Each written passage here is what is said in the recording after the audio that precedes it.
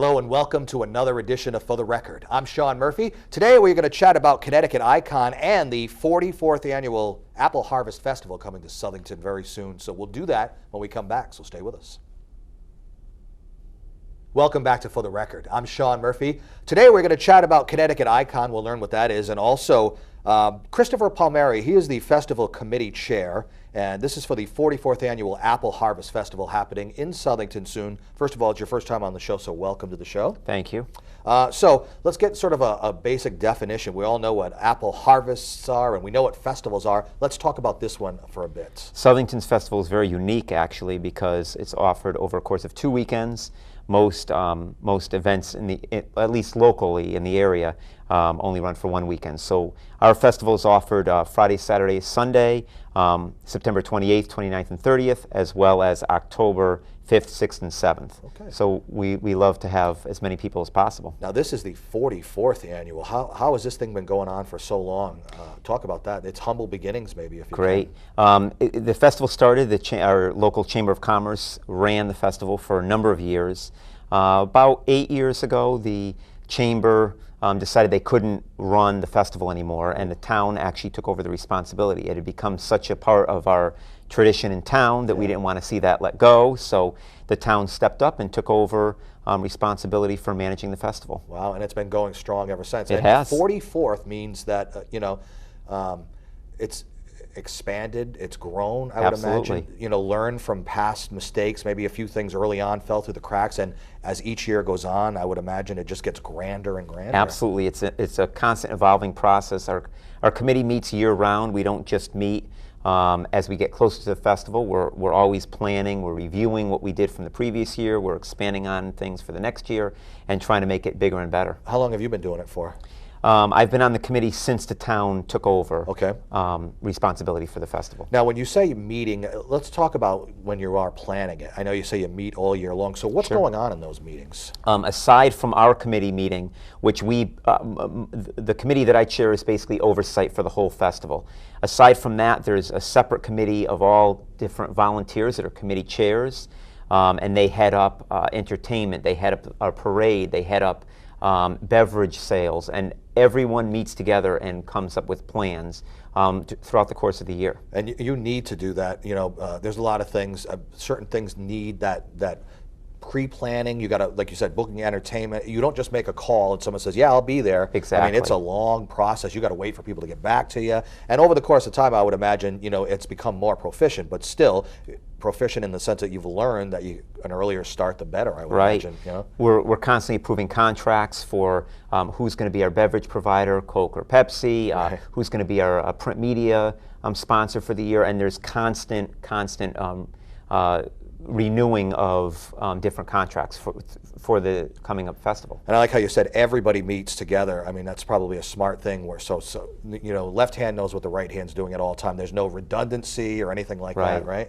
We have a coordinator that does a phenomenal job, Jim Champagne, does a great job coordinating and bringing everyone together. And really, I think a big thing that makes the festival so successful is all the volunteers that we have, whether they're heading up a committee or just volunteering during the course of the festival. So let's get specific about the festival. What's at it? What can people enjoy when they go there? Sure, we have a carnival that families enjoy. One of the evolutions that we've come up with, we used to have one night, a family night event where families can buy bracelets so that all the rides are included in the wristband. We've expanded that. Now that's offered for the 2 Friday nights of the festival.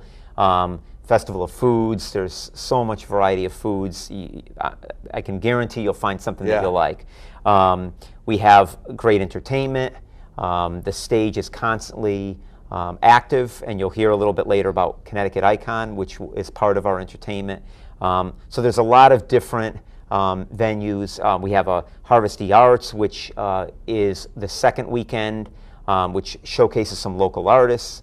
We have a parade, we have a firework display, we have an arts and crafts show. Wow. So the list really goes on and on. This isn't just your weekend carnival, that's for sure. I mean, it really is a festival, which is bigger, more, and every year you're adding new things. What's new this year? Some of the things new this year are, I guess we've expanded upon our entertainment. We've got more entertainment. We're utilizing our stage time a little bit more. I mentioned earlier the family night. We've expanded that, so rather than one weekend, we have 2 weekends of that. Just a lot of different variety with our food vendors as well. Sometimes people return. We have people that have been faithful year after year. We have some new people coming this year. So every year, it's going to be different when you attend. Now, when this is going on, fall in New England, and in Southington, it's not like a city. Right. What's it like there? Well, we've lucked out with our you're weather. knocking on the wood. Yeah, exactly. I was going to ask you that too. What happens if it does rain? Does it rain or shine? We unfortunately have had to close. Okay.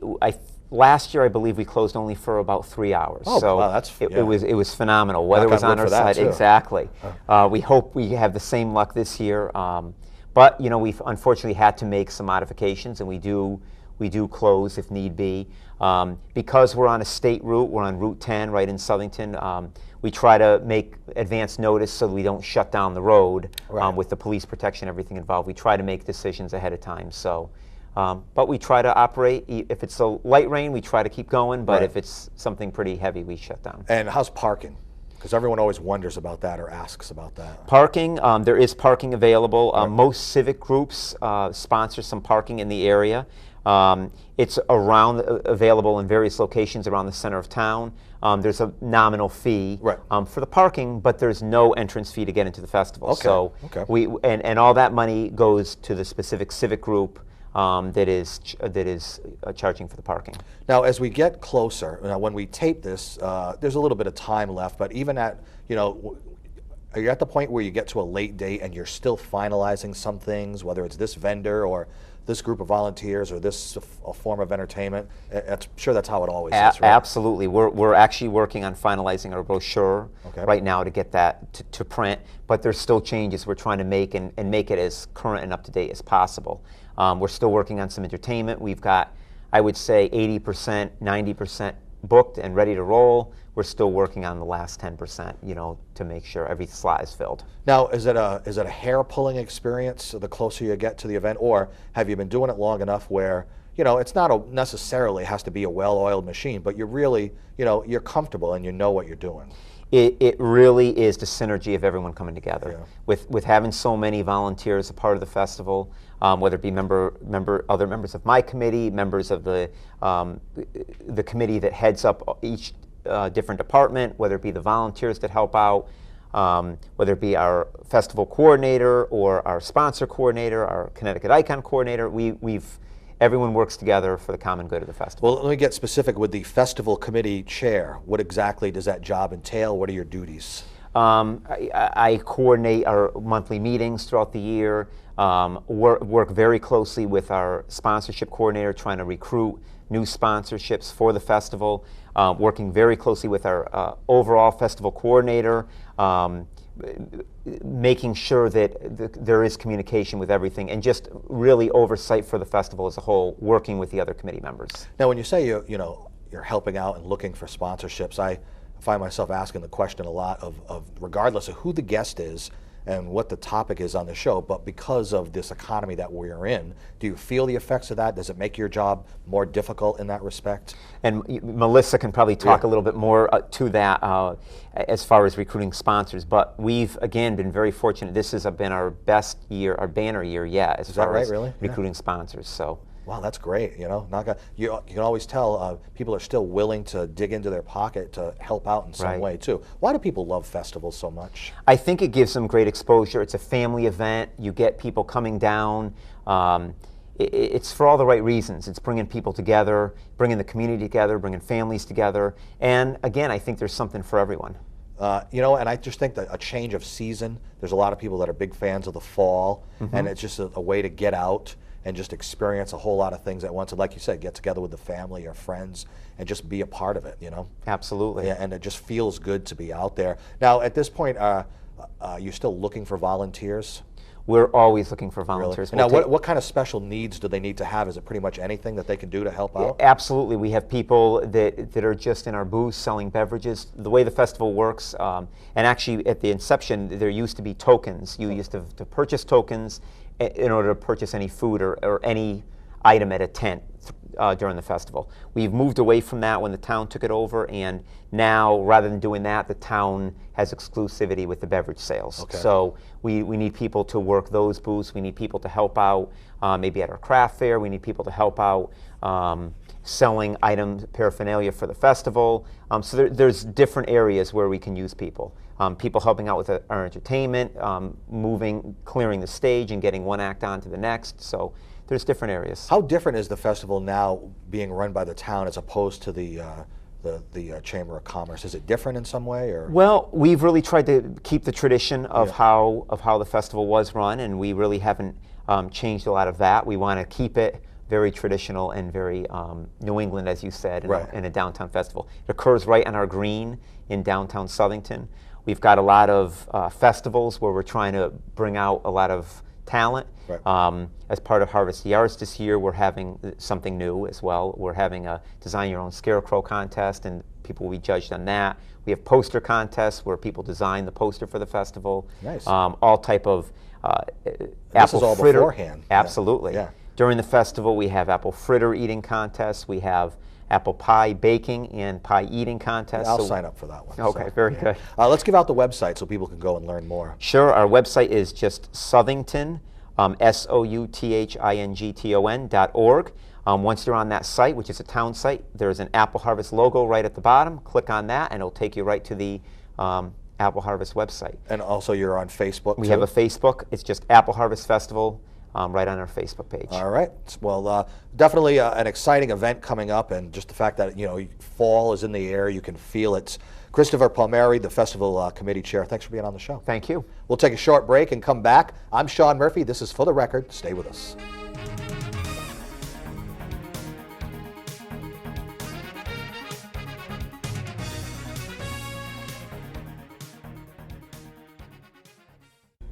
Welcome back to For the Record. I'm Sean Murphy. My guest for this segment is Melissa Salmon. She is Connecticut Icon organizer and also the Apple Harvest Festival sponsorship coordinator. We just talked in the first segment about the Apple Harvest Festival, which is coming up soon. First of all, welcome to the show. Thank you. And so let's talk about first Connecticut Icon and what that is. Okay, this is our 4th year that we're holding it at the Apple Harvest Festival. And it's a singing competition, and we hold an audition day about 2 weeks before the festival, and we get about over 100 contestants that come out. People think they're going on American Idol, I guess, right? Yeah, it's really fun, and I recommend if you are available to come. It's a lot of fun to watch everybody audition. Can everybody actually sing, or?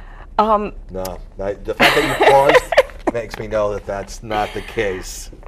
Well, maybe they try. Yes, and it's to fun. some it might sound beautiful. Yeah. It's it's in the eye of the beholder, the ear of the beholder, right? Yes. So Connecticut Icon is a singing competition. That's going to be at the Apple Harvest. And how long has that been going on for? This will be the 4th year. 4th year. Wow. Yeah, and it is an opportunity to show the local talent in Connecticut. It's open to everybody in the state, ages 9 and up.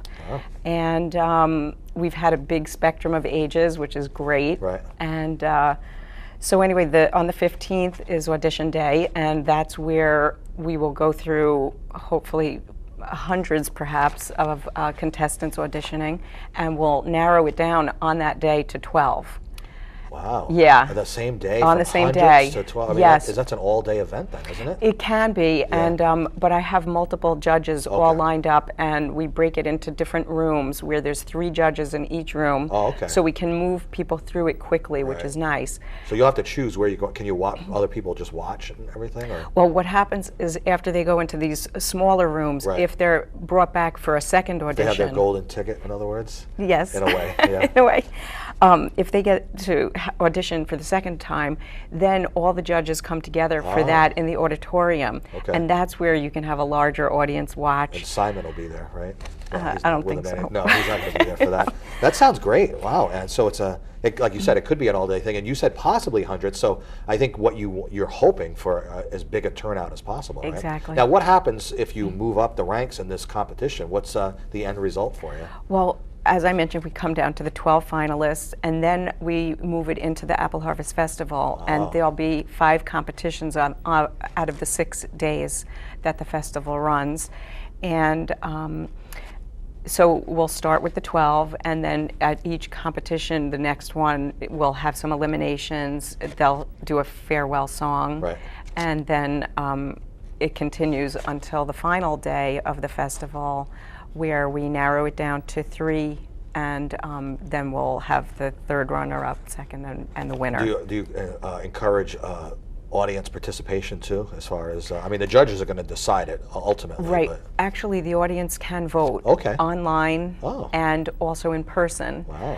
And that plays a part, although the emphasis is more so on the judges. Yeah, but they can be influenced by the crowd for sure. Yeah, so there's that input, and It just sounds like a real fun event, you know? oh yeah, I was going to tell you the prizes. Okay, yeah, let's hear them. Yeah, they win $1,000. Nice. Yeah, and the opportunity to record at Onyx Sound Lab Recording Studios in Manchester. Wow, so they can sound professional too, you know? Yes, and they also have a program where they help develop young artists, or an artist, Right. really, whatever the age, but if they feel that they have enough potential, they will work with them Yeah. and submit it to record companies. Wow, take them under their wing. Yes, huh? Wow. and that's what happened to the first Icon winner. And she has been working with them, and they plan on submitting a whole album's worth of Wow. material to the record companies. They feel she has so much So talent. just from the Apple Festival, you could conceivably, be somebody, Right, in discovered. yeah, absolutely. Wow. Yeah, and then they sing in local venues and restaurants. Yeah. So that's a lot of fun Yeah, too so for that's them. exposure. Yeah. Get paid a little bit for it too, and it could be someone's dream actually. Yeah, we've watched some of them, Yeah. move on to other things, which is nice. That's great. So you are also the sponsorship coordinator for the Apple Harvest Festival, and in the first segment, I asked Christopher about sponsorship and the ability to be able to recruit sponsors, and that's also part of your job too. So let's talk about that a little bit. Well, this year, as Chris mentioned, it's been a banner year. We've done much better than the last 2 years, Is that actually. surprising? It is. And what do you think the reason for it is? I think that this festival is a wholesome family event, and they keep it that way. And I think people in the community and the surrounding communities want to support this festival. They know the town took it over. They know that if the town can't cover all of the costs, it could fall to the taxpayers. So I think there's a general ownership Right. in the area that people really want this festival to succeed and to keep it going well. It's getting better every year, and it continues to add new pieces to it, which keeps it fresh every Right. year. Yeah, you expand on it. How long have you been doing it for? Actually, I guess this will be my 4th year. 4th year. Yeah. And have you seen differences each year? Has it grown each year? I do, and I think that the town has done a fantastic job, and like Harvest of the Arts, they bring in different art components each year, so there'll be different things for families to enjoy. That keeps it fresh each year. Even though it's art, it's different art. And also with Icon, Connecticut Icon, that every year there's new talent Right. and new people to cheer for, and Maybe someone could even come back if they had potential and just didn't work out. Maybe they'd give it another shot the next year. Yes, that actually happened. Yeah. One of the finalists got stuck in their car broke down Oh. on Long Island, and they couldn't make a competition, so they were out. Right. They auditioned last year, and they got back into it, and they made it into the finalists again. That's amazing. So, So you knew they were destined to, so Yeah. they didn't give up. So that's a good thing too. And just like Chris, you're knocking on wood that weather's going to be nice for it, right? Yeah. And of course, would also encourage volunteers to come out and help out in any way that they could, right? yes, they have. I think they have 300 Wow. volunteers that support this event. I mean, we estimate there's well over 100,000 people who come to this event. Wow. So it's really Yeah. big, and it needs a lot of staff. Do you think it's better that the town took it over from the chamber, or do you like?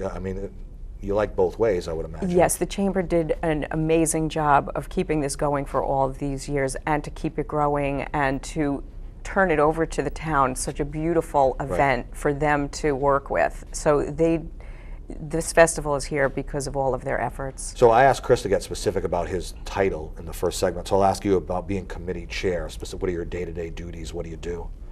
Okay, as sponsorship coordinator, I reach out to different businesses in the community and let them know more about the festival if they don't know, and hope that it might be a good idea for them to even have a booth there and reach out to people and have that opportunity to talk with them and, you know, get more feedback about their business. And like you said, it's a wholesome family event that people and businesses would want to attach themselves to because of what it is, but also visibility for them too, especially if you have a booth set up there too, you know. And if it's like you said, that many people coming in and out of this thing during the course of its time here, I mean, how can you? It's a win-win. Yeah, really, you know? It's a fantastic opportunity. I mean, there's very few events in Connecticut that have this type of an attendance, and so as far as really reaching a lot of people, it's a great venue. Before we wrap it up, I wanted to give you the opportunity to mention some sponsors so that we.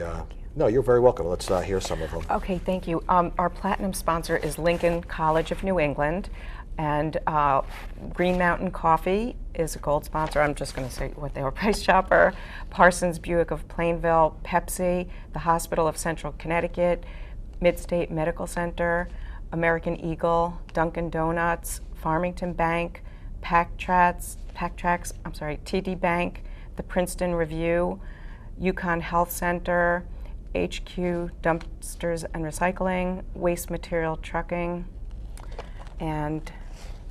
At this late date, can someone still sponsor if they want to? Can they get in on it? Yes, they absolutely could. The only opportunity that they would miss is to be in the brochure. Okay, because that's already printed, or it's going to the printer now, or whatever. Yeah. Yes, so that's the only opportunity that they would probably miss out on, but they would still be at the festival if they wanted to. For all those people to come by and see their and talk booth with all those.